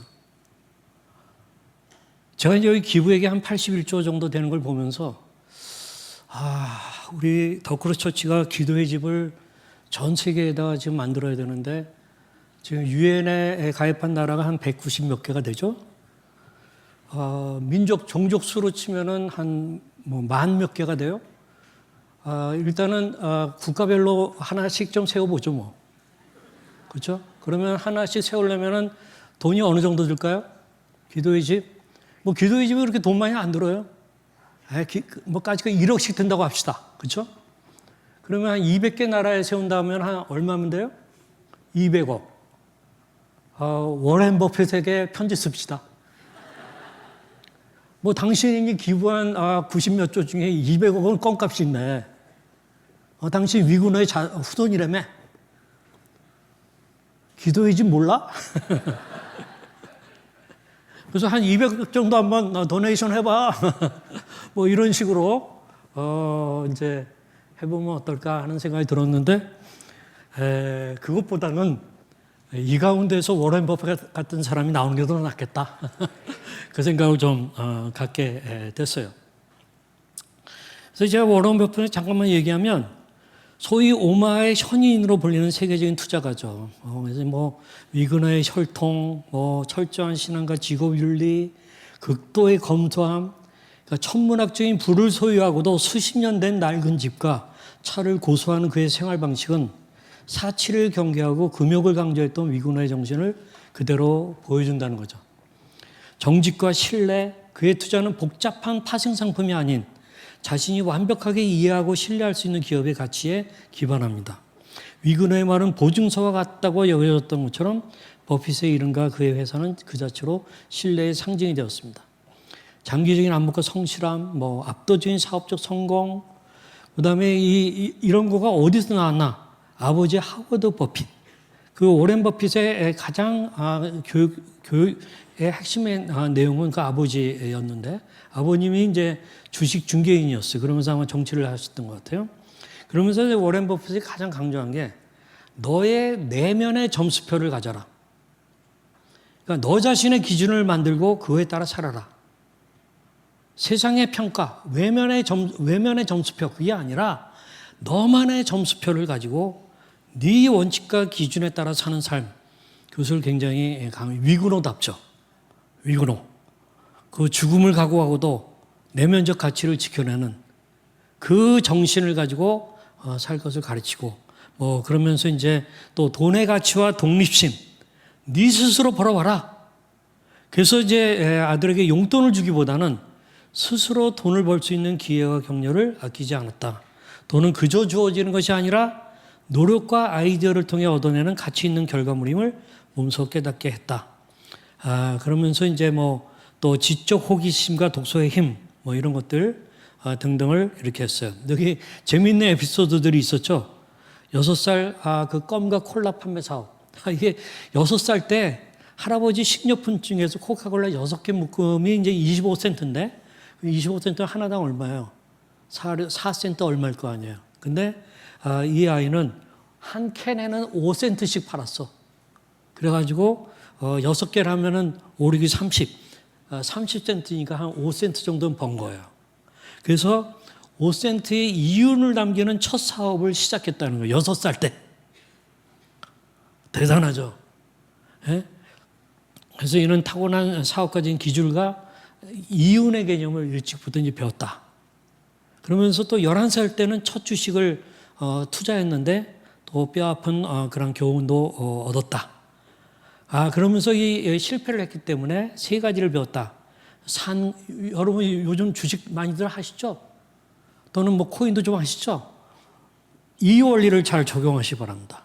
우선은 산 가격에 너무 집착하지 마라. 두 번째, 남의 말만 듣고 투자하지 마라. 가장 중요한 교훈, 단기적인 작은 이익을 위해 훌륭한 기업을 너무 빨리 팔지 말라. 하는 이제 그런 것들을 배웠다는 거예요. 그러면서 또 14살 때는 식물 배달과 뭐 농장에서 이런 얘기들은 뭐 많이 이제 여러분들이 들었을 거예요. 자, 중요한 건 잠언 22장 29절입니다. 잠 둘둘둘 아홉. 그게 뭐예요? 자기의 일에 능숙한 사람이 되는 것. 자기의 일에 능숙한 사람이 되는 것. 일과 신앙이 통합됐다는 얘기는 자기의 일에 능숙한 사람이 되는 거예요. 근데 동기가 다르죠. 나를 위해서, 하나님의 영광을 위해서. 그 이루어가는 과정도 다르죠. 성령의 능력을 힘입어서 내 안에 성령의 열매가 맺히는 가운데 성령의 열매를 맺어가며 결과가 다르죠. 내가 그저 능숙한 사람이 내가 유명해지고 그게 아니라 예수 그리스도의 몸을 세워가는, 그 그리스도의 몸을 통해서 만물을 충만케 하는 그 일이 일어나게 하는 것이 잠언 22장 29절에 아주 본질적인 것입니다. 저는요, 더 크로스처치 놓고 기대하는 것이 있어요. 바로 이 잠언 22장 29절에 있는 그 말씀을 가지고 살아가고 그런 사람이 나오는, 그런 가정들이 나오는, 그러한 성도들이 나오는, 그러한 목회자들이 나오는 그러한 교회가 될지어다. 그러한 성도들이 정말 곳곳에 흩어져서 기도의 집을 세우고, 그러면서 어떤 성도들이 일깨워지고 하나님 앞에 나아가 간구하고, 그런 일들이 도처에서 일어나게 되는 그 일이 일어나게 될 것을 소망합니다. 자, 한번 우리 개역개정으로 이 말씀 같이 읽을까요? 같이 읽습니다. 내가 자기 일에 능숙한 사람을 보았느냐? 이러한 사람은 왕 앞에 설 것이요 천한 자 앞에 서지 아니하리라. 개역 한글로도 읽습니다. 내가 자기 사업에 근실한 사람을 보았느냐? 이러한 사람은 왕 앞에 설 것이요 천한 자 앞에 서지 아니하리라. 쉬운 성경으로도 읽습니다. 자기 일에 충실한 사람을 봤느냐? 그런 사람은 하찮은 사람을 섬길 인물이 아니니 왕을 섬길 것이다. 세 번역으로도 읽습니다. 자기 일에 능숙한 사람을 네가 보았을 것이다. 그런 사람은 왕을 섬길 것이요 대수롭지 않은 사람을 섬기지는 않을 것이다.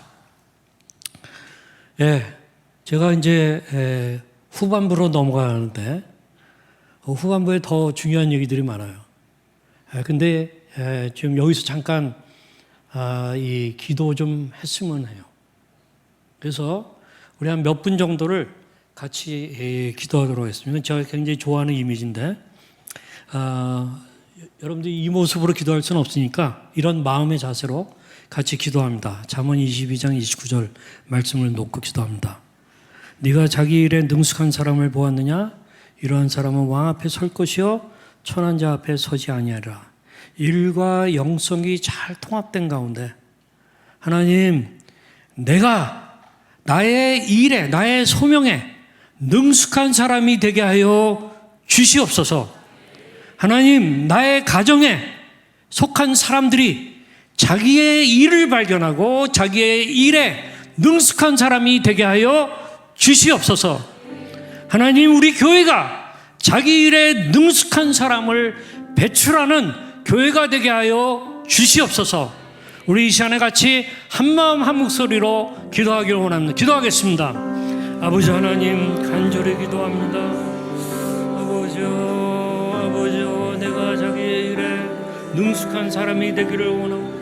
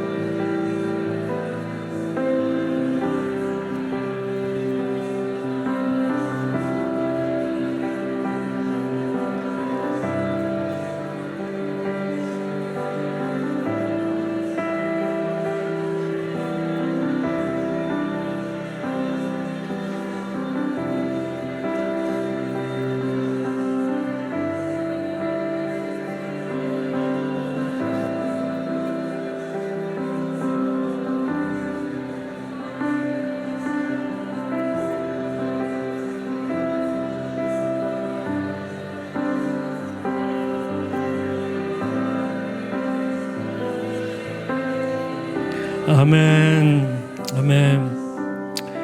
예, 우리 이어서 이런 관점에서 Faith and Work and Church, 교회가 어때야 되는지 하는 것을, 또 어떤 교회를 우리가 만들어 가야 되는지 하는 것들을 잠깐 이제 보시겠습니다. 이 팀 켈러 목사님이 이 하신 말씀 참 의미가 있죠. 일은 단순히 밥벌이가 아니라 소명이다. 일은 소명. 소명은 뭐야? 하나님이 부르시는 것을 말하는 거예요.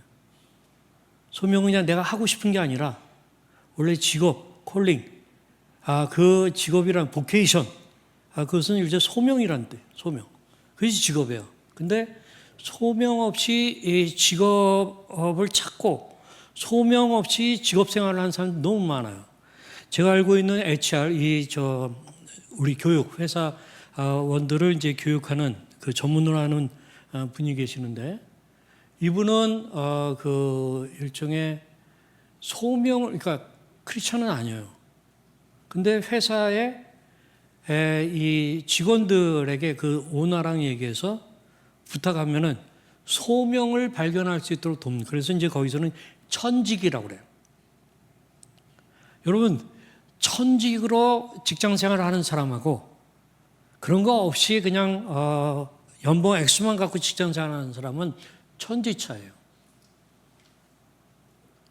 솔직히 오나 입장에서는 이런 천직으로 알고 그 자리를 지켜주는 사람들 얼마나 고마운지 몰라요. 사실 이러한 사람들은 회사에서 인정받게 돼 있어요. 그렇기 때문에 꼭 회사가 위기 때 가장 안전한 사람, 꼭 충실한 사람을 찾으면 이 사람들이 그 자리를 차지하게 돼요. 그래서 교회에서는 이런 사람들의 어떤 소명의식을 다시 한번 일깨워지고 소명에 합당하도록 사느냐.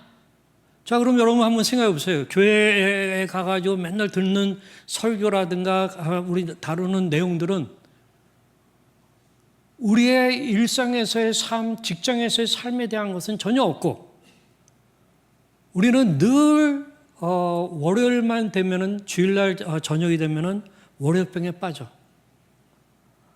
직장에 가기가 싫어. 이런 교회 생활을 원하세요? 아니면 월요병이 아니라 월요일이 기다려지는, 일터에서 내가 그리스도의 증인으로서 사는 삶이 기다려지는, 그렇게 되도록 만들어주는 교회를 원하세요? 아니면 교회에서는 많은 시간을 보냈지만은 월요일 아침만 되면은 직장을 떠나고 싶은, 그리고는 소명이 아닌 이상한 차원의 선교지로 가고 싶은, 그렇게 만드는 교회가 좋은 교회예요?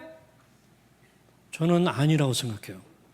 정말 좋은 교회는, 성경적인 교회는 이 Faith and Work and Church, 이거가 잘 통합된, 그렇기 때문에 단순히 밥벌이로서의 일 알려주는 게 아니라 소명으로서 알려주는 거예요. 그렇기 때문에 소명신학과 소명목회로 세워지는 도시 및 농어촌 복음공동체, 그러면서 모이는 공동체와 모이는 교회와 흩어지는 교회의 역동성이 충만한 교회. 자, 이렇게 하려면 어떤 게 있어야 되냐면 하나님의 소명을 1차 소명과 2차 소명으로 나눠볼 수 있는데, 그 하나님의 소명을 발견하는 거예요. 그것을 발견하도록 돕는 하나님의 1차 소명은 뭐예요? 하나님께로의 부르심이에요. 그러니까 우리가 소명 그러면은 어디 가서 일하고 이거 아니에요. 일단 소명 부르는 거예요. 부르는 자가 누구예요? 콜로가 누구예요? 하나님이에요. 하나님이 부르세요. 하나님이 부르셔서, 나를 부르셔서 하나님과 관계를 맺게 하고 하나님 안에서 자라가게 하고 하나님 안에서 그리스도의 제자로서 성장하게 하고 하는 것이 1차 소명이에요. 그렇기 때문에 우리가 소명 그러면은 뭐 어디 가서 일하고 일터가 어디고 그거는 그 다음 문제예요. 1차 소명은 하나님을 알고 하나님을 만나는 그거예요. 그러면 하나님의 얼굴을 뵈면 그 다음에 하나님의 눈짓이 나와요. 하나님이 그 하나님의 얼굴에서 빛을 비춰주시면서 때로는 손가락으로 가르쳐줘요. 어떤 때는 손가락 안 보여줘요. 그냥 나하고 너하고 교제하자. 친밀한 관계를 맺자. 그래서 굉장히 친밀해지고 나면은 하나님이 이제는 손가락으로 가르쳐요. 아니면 눈짓을 줘요. 너 거기 좀 가봐야 되지 않겠니? 네 주변에 있는 누구를 좀 한번 보살펴봐. 그 사람은 하나님과의 관계가 너무 안 돼 있어? 1차 소명 이런 거 몰라? 네가 그것을 먼저 알게 해줘야 되지 않니? 이런 하나님의 1차 소명과 2차 소명을 가진 사람들을 성도라고 하는 거예요. 그리고 그런 사람들이 성전이 되는 거예요. 그게 교회예요. 교회가 이렇게 같이 모여서 모이는 교회로서 예배도 드리고, 그 다음에 다 이제 흩어져 가지고 가정으로 가고 일터로 가고 일상의 삶으로 가는 게 교회라는 거예요. 근데 제가 이제 여기에 소명과 관련해서 오스기니스는 소명에 대한 아주 가장 유명한 사람이죠. 자, 이 글을 저 읽어보면 막 가슴이 뛰어요. 한번 이것을 한번 같이 읽도록 하겠습니다. 같이 읽습니다. 소명이란 하나님이 우리를 너무나 결정적으로 부르셨기에 그분의 소원과 은혜에 응답하여 우리의 모든 존재, 우리의 모든 행위, 우리의 모든 소유가 헌신적이고 역동적으로 그분을 섬기는 데 투자된다는 진리이다. 예, 소명을 갖게 되면은 우리의 모든 존재, 모든 행위, 헌신적이고 역동적으로 그분을 섬기는 데 투자됩니다.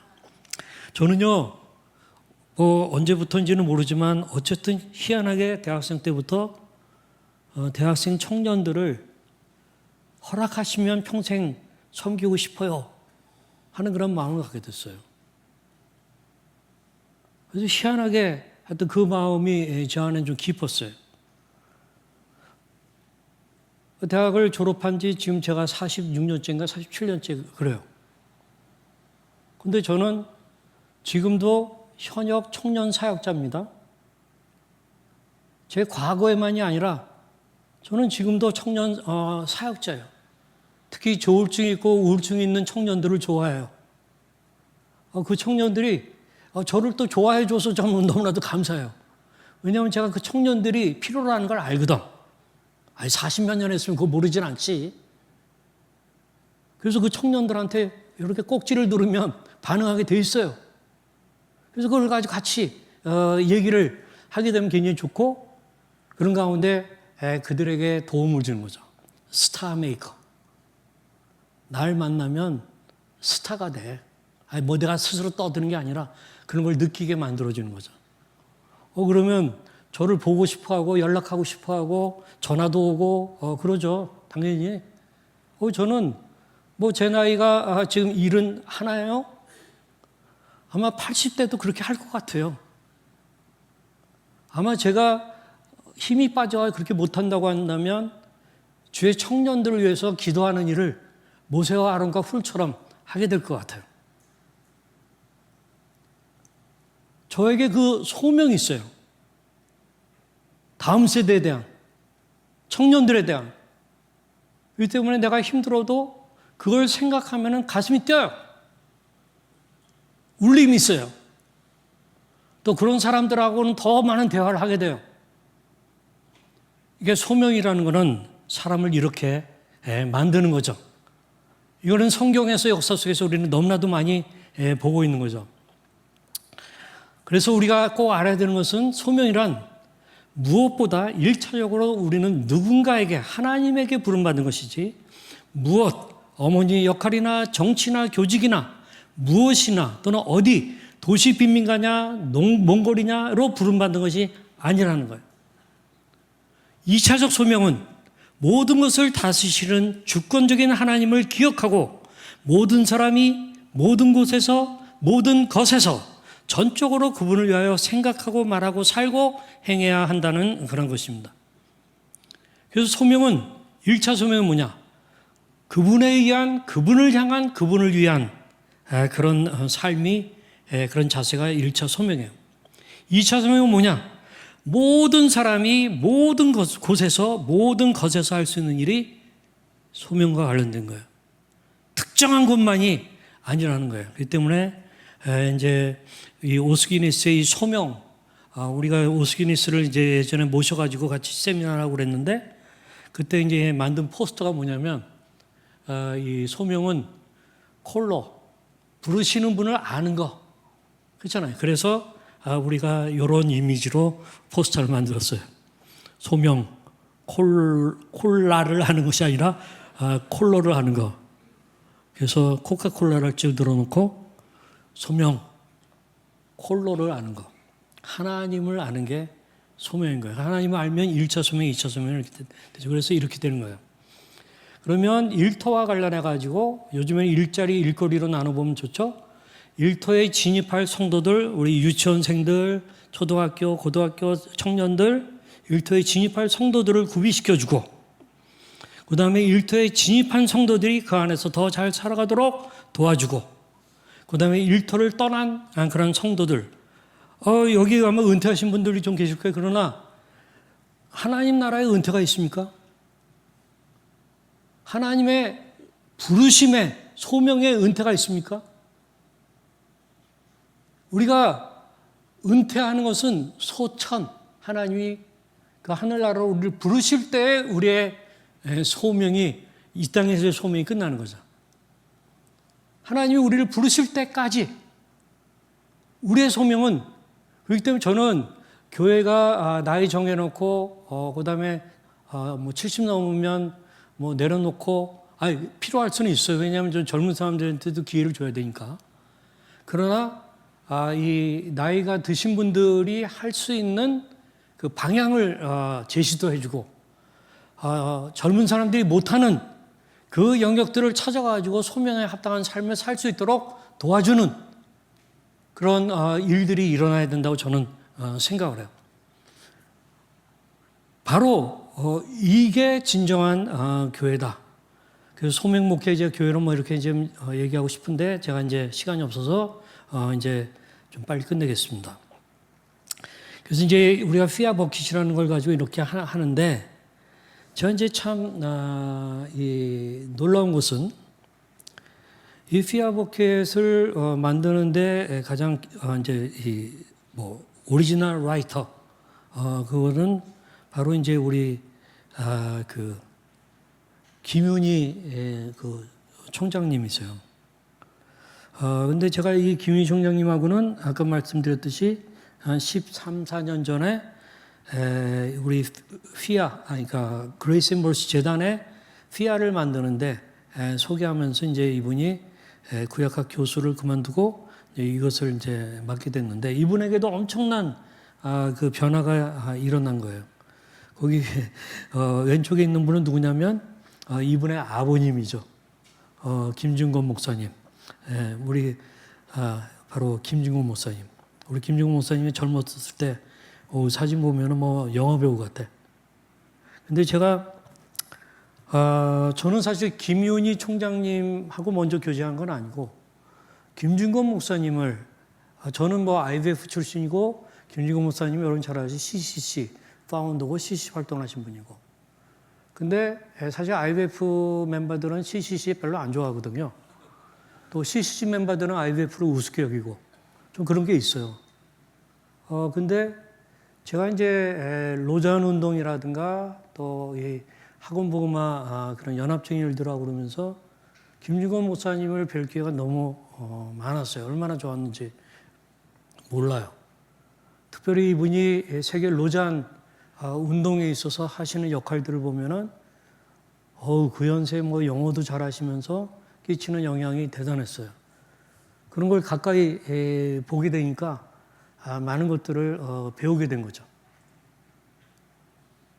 그런가 하면 한국에 오면은 캠퍼스 사역을 하시는 분이기 때문에 한국계 많은 목회자들이 이분을 잘 알지만은 이렇게 좀 당신이 노는 동네는 저쪽입니다. 젊은이들하고 노세요. 뭐 이런 식으로 그러니까 그 연세 많으신 분이 저희 같은 젊은이들하고 놀아야 됐었어요. 그러면서 이제 이분을 알게 되고 그랬는데, 이제 어느 날부터는 그분의 딸하고 제가 친하게 된 거예요.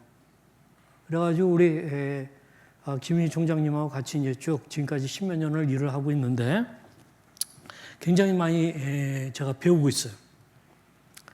그래서 제가 근데 가만히 보니까 이분들은 잠언 22장 29절 패밀리야. 자기 일에 능숙한 사람을 보았느냐? 제가 볼 때는 이런 사람들이고 이런 패밀리예요. 그래서 제가 다시 한번 이 말씀 여러분들 리마인드 해드리는데, 제가 이제 이런 그 잠언 둘둘둘 아홉 이 패밀리, 근데 그것이 뭘까 할 때 제가 볼 때는 저기 1962년 2월 달에 나온 김윤고 목사님의 민족 복음화의 환상과 기도, 그거라고 생각해요. 저도 IBF니 CCC를 떠나가지고 저 기도 가지고 많이 기도하고 울고 많이 또 가르치고 그렇게 했어요. 그게 이 가정에 임한 것을 저는 보게 되고, 그 다음에 여러분들 놀라지 마세요. 1960년대에 이 기도 운동이 일어나면서 우리나라가 몇십 년 동안에 어떻게 됐는지 한번 이 기도를 한번 보시겠어요? 우리 한번 같이 한번 읽겠습니다. 같이 읽습니다. 어머니처럼 하나밖에 없는 내 조국, 어디를 찔러도 내 몸같이 아픈 조국. 이 민족 마음마다, 가정마다, 교회마다, 사회의 구석구석, 금수강산 자연환경에도 하나님의 나라가 임하게 하시고 뜻이 하늘에서처럼 이 땅에 이루어지게 하옵소서. 이 땅에 태어나는 어린이마다 어머니의 신앙의 탯줄 기도의 젖줄, 말씀의 핏줄에서 자라게 하시고 집집마다 이 집의 주인은 예수님이라고 고백하는 민족, 기업주들은 이 회사의 주인은 예수님이고 나는 관리인이라고 고백하는 민족, 두메마을 우물가의 여인들의 입에서도, 공장의 직공들 바다의 선원들의 입에서도 찬송이 터져나오게 하시고 각급 학교 교실에서 성경이 필수 과목처럼 배워지고 국회나 가기가 모일 때에도 주의 뜻이 먼저 무너지게 하시고 국제시장에서 한국제 물건은 한국인의 신앙과 양심이 을의 보증수표처럼 믿어지는 민족, 여호와로 자기 하나님으로 삼고 예수 그리스도를 주로 삼으며 신구약 성경을 신앙과 행위의 표준으로 삼는 민족, 예수의식과 민족의식이 하나 된 지상 최초의 민족, 그리하여 수십만의 젊은이들이 예수의 꿈을 꾸고 인류 구원의 환상을 보며 한 손에는 복음을, 다른 한 손에는 사랑을 들고 지구촌 구석구석 누비는 거룩한 민족이 되게 하옵소서.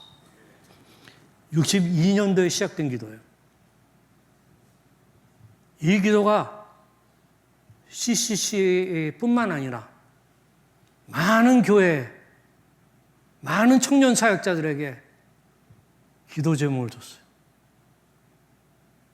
그 무수한 기도가 몇십 년 동안 드려지는 가운데 지금 이 나라에는 모순도 많고 문제도 많지만 반만년의 역사 가운데 과연 이 나라의 젊은이들이 세계를 곳곳에 밟게 되고 이 나라의 기업들이 전 세계의 신뢰들을 받고 K마크를 달고 이런 일들이 어떻게 일어날 수 있었어요? 뭐 때문이에요? 저는 하나님께 기도하는 하나님의 기도에 대한 하나님의 응답이라는 걸 믿어요. 그 응답의 결과물로 나온 게 뭐냐? 잠언 둘둘둘 아홉. 자기 일에 능숙한 사람들이 배출된 거예요. 한국교회가 그동안의 그 일에 힘써온 거예요. 그런 가운데 우리는 성서한국을 꿈게 됐고 통일한국을 바라보게 되었고 선교한국의 비전을 갖고 열방을 섬길 수 있는 그런 일들이 일어나게 된 거예요.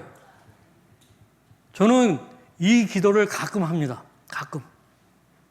그러면서 조금 좀 아쉬움도 좀 있어요. 이 기도에 좀 아쉬움도 좀 있어요. 왜냐하면 이건 저의 독특한 경험 때문에 그런데 자, 여기 보게 되면은 네 가지를 볼 수 있어요. 하나님 보실 때 성공이 있고 또 세상에서 성공 왼쪽은 그럼 성공한 성공자. 뭐 예를 들면은 저는 니드라고 하는데 느헤미야의 N, 에스라의 E, 그 다음에 에스더의 E, 그 다음에 다니엘의 D 해서 니드. 이런 사람들은 세상에서도 성공하고 그 다음에 하나님 보실 때도 성공한 사람이에요. 굉장히 좋아. 이 첫 번째 패러다임에 있는 사람들. 하나님 보실 때 실패한 이상하는 뭐예요? 사울 왕 같은 경우에 왕이에요. 성공했어. 그러나 실패자 하나님 보실 때. 세상에서는 성공했지만 하나님 보시기에는 실패한 거예요. 근데 우리 한국교회나에서는 일상안만 생각해요. 중요한 것은 삼상 아니에요. 세상에서는 실패했는데 하나님이 보실 때는 성공한 거예요. 세상에서는 실패했는데 하나님이 보실 때는 성공한 거예요. 아마 욥과 같은 사람이 그럴지 몰라요. 사도 바울도 세상에서는 실패한 거예요. 왜냐하면 교회사 전설에 의하면은 참수당하여 죽게 된 사람이니까. 베드로 거꾸로 십자가에 매달려 죽게 되었으니까. 그걸 세상에서 실패한 거 아니에요? 예수 그리스도 하나님의 아들이시지만 십자가에서 죽으셨어요. 세상에서 실패 중에 실패자예요. 그러나 우리는 하나님이 그를 성공자로 세우신 것을 알고 있어요. 그래서 저는 좀 이런 실패한 성공자 패러다임에 맞는 그런 사람들을 좀 찾는 그런 일들이 일어나야 되지 않나 하는 그러한 좀 생각을 많이 하게 돼요. 그런 가운데 제가 저희 집안 얘기를 이렇게 생색내게 돼서 죄송합니다. 그러나 그 생색낼 내용이 여러분들이 볼 때는 실패한 내용이죠. 정신질환으로 17번 입원한 가족 이야기. 저희 가정의 얘기예요. 큰아들이 4번, 작은아들이 13번 조울증 때문에 입원하게 됐었으니까요.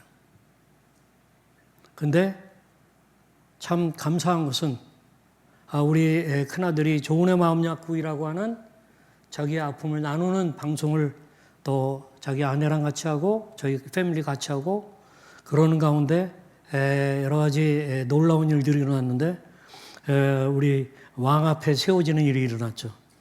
우리 고하영 군이 윤석열 대통령 지금은 자랑스럽게 생각 안 하나요? 모르겠어요. 저는 지금 정파적으로 정권적으로 얘기하려고 하는 거 아니에요. 팩트만 얘기하는 거예요. 작년 6월 달에 정신건강정책혁신위원회 민간위원으로 위촉장을 수여받아가지고 지금 상당히 열심히 일하고 있어요. 제가 말하는 거 이겁니다. 상처를 입은 세 종류의 사람들이 있어요. wounded loser, 상처 속에 머물면서 루저로 살아가는 사람들. 상처가 분노가 되게 해가지고 사람을 죽이는 사람들, 말이든 행동으로 wounded killer. 그러나 상처가 치유받고 힐러로 살아가는 사람들. 저는 저희 가정이 그래서 그런지 요즘에 루저 같은 사람일지라도 정말 그 사람이 예수 그리스도를 믿는다면 베드로전서 2장 9절에 정체성을 갖게 되잖아요. 택하신 족속으로서 왕 같은 제사장으로서 거룩한 나라요 그의 소유된 백성으로서 그래서 어두운 데서 불러내어 그의 기이한 빛에 들어가신 이의 아름다운 덕을 선포하는 그러한 자로서 쓰임받는 것을 알아요. 제가 평생 동안 사역자로 살아왔지만 창피하게도 제가 저희 어머님이 굉장히 유교가 깊은 분이거든요. 그리고 뭐 상당히 엘리트예요. 그래서 전도하는데 굉장히 힘들었어요. 근데 저희 어머님이 눈물 흘리며 예수님을 알고 감사하고 그렇게 만든 사람은 누구냐? 우리 고아린군 둘째 아들이에요. 정신병원에 13번 다녀온 조울로 그 아이가 자기 아내를 전도했고 저희 어머니를 전도했어요. 하나님이 일하시는 방식은 너무나도 놀라워요. 중동의 무슬림 속으로 일자리를 찾아가게 된 필리핀의 식모들이 무슬림의 그 깊숙한 방에 있는 여인들에게 복음을 증거하는 일들이 일어나고 있어요. 로마 시대 귀족들에게 복음을 증거한 사람들은 노예들이에요. 부흥의 불길에 쓰인 흑인 노예 윌리엄 시모, 바로 1906년에 아주사 거리에 부흥을 일으켜가지고 세계 오순절 운동의 성령 사역에 불씨를 뿌렸던 사람은 흑인 노예 윌리엄 시모였어요. 이 사람은 그 당시 흑인이었기 때문에 제대로 신학교에서 다른 백인들과 함께 성경과 신학을 배울 수가 없었어요.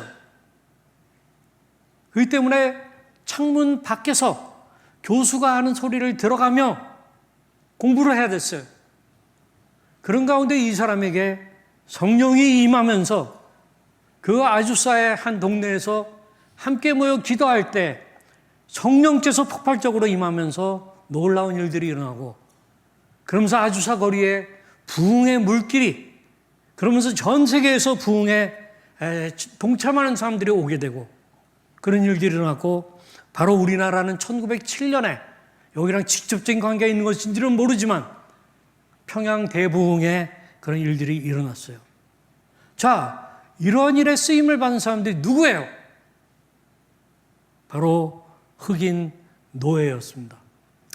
저는 이제 한 최근 2, 3년 동안 목회와 정신건강연구회라고 하는 단톡방을 만들고 우리가 줌으로 한 2시간씩 지금 모임을 갖고 있는데, 이 모임에 있는 멤버들은 자기가 조울증인 어느 목사님, 자기의 와이프가 조울증인 목사님 또는 의사이신 선교사님, 또는 자기의 자녀가 조울증인 그러한 목사님, 그리고 자살 예방을 위해서 뛰는 전문가 또는 정신건강 사회복지사, 이런 사람들이 같이 모여가지고 우리가 성경 공부도 하고 성경적 관점에서도 이해하려고 하고, 그 다음에 어떻게 하면 이 사람들과 가정을 도울 것인가, 그러면서 우리는 어떻게 교회가 그렇게 하도록 할 것인가 하는 것들을 해요. 제가 이제 이것을 얘기하는 이유가 있어요. 뭐냐? 하나님의 부흥은 항상 예상치 못한 곳에서 예상치 못한 자를 통해 일어난다는 사실이에요. 그것이 그분의 주권을 증명하는 길이기 때문인 것입니다. 고린도전서 1장 27절부터 28절 같이 읽을까요? 같이 읽습니다. 하나님께서 세상에 미련한 것들을 선택하사 지혜 있는 자들을 부끄럽게 하려 하시고, 세상에 약한 것들을 선택하사 강한 것들을 부끄럽게 하려 하시며, 하나님께서 세상에 천한 것들과 멸시받는 것들과 없는 것들을 선택하사 있는 것들을 폐하려 하시나니. 사무엘상 2장 7절부터 8절도 같이 읽습니다. 여호와는 가난하게도 하시고 부하게도 하시며 낮추기도 하시고 높이기도 하시는도다. 가난한 자를 티끌에서 일으키시며 거지를 거름더미에서 높이 드시며. 누가복음 11장 52절 53절 말에 찬송이 나오는 말씀이죠. 같이 읽습니다. 그는 권세 있는 자를 권세에서 내리치시고 낮은 자를 높이셨으며 줄이는 자를 좋은 곳으로 배부르게 하시고 부자는 빈손으로 보내셨도다. 야고보서 2장 5절도 있습니다. 하나님께서는 세상에서 가난한 자를 택하셔서 믿음으로 부유하게 하시고 그분을 사랑하는 자들에게 약속하신 나라의 상속자로 삼으셨습니다. 우리 예수님이 이 땅에 오셔서 읽었던 말씀, 우리 누가복음 4장 18절 19절 한번 큰 목소리를 읽도록 하겠습니다. 읽습니다. 주의 성령이 내게 임하셨으니 이는 가난한 자에게 복음을 전하게 하시려고 내게 기름을 부으시고 나를 보내사 포로된 자에게 자유를, 눈먼 자에게 다시 보게 함을 전파하며 눌린 자를 자유롭게 하시고 주의 은혜의 해를 전파하게 하려 하심이라 하였더라. 저는 이 시대, 앞으로 시대의 부흥은 정신질환자들, 그들의 가족과 그들의 아픔을 알고 함께 마음이 상하여서 기도하는 그러한 주의 성도들, 또는 노숙자들, 그들과 함께 하려고 하는 주의 성도들, 정말 약하고 천한 그런 사람들, 그러나 하나님을 알고 하나님께 간구하는 사람들, 이런 사람들이 기도하는 일에 능숙한 사람이 되어서 기도하게 될 때에 주의 성령께서 임하시는 것을 저는 믿어요. 저는 여러분들이 잠언 22장 29절 그 말씀을 가지고 기도하면서 여러분들 교회에, 여러분들 삶에 부흥을 일으키는 불씨가 되기를 바랍니다. 그러려면 능숙한 사람에 대한 사모함도 있어야 되지만 동시에 겸손함으로 성령을 의지하면서 살아가야 된다고 저는 생각해요. 우리 이 시간에 같이 한마음 목소리로 기도하도록 하겠습니다. 같이 기도하겠습니다.